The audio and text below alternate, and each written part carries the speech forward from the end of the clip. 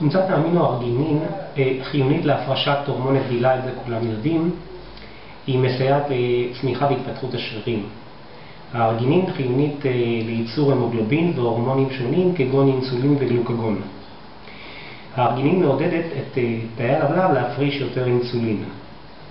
חומצת האמינו-ארגינין הינה חומצת אמינו חיונית אשר גופנו אינו מסוגל לסנטז אותה בכוחות עצמו, לכן דרושה לו אספקה חיצונית מהמזון, מהחלבונים שאנחנו אוכלים באוכל.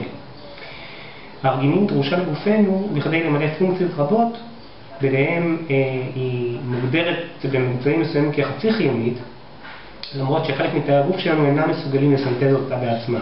חומצת האמינו-ארגינין משמשת כמקדמת, כפרקורסור לחומר שנקרא נייטריק אוקסיד, או באותו גז צחוק שמשתמשים ברופאי שיניים.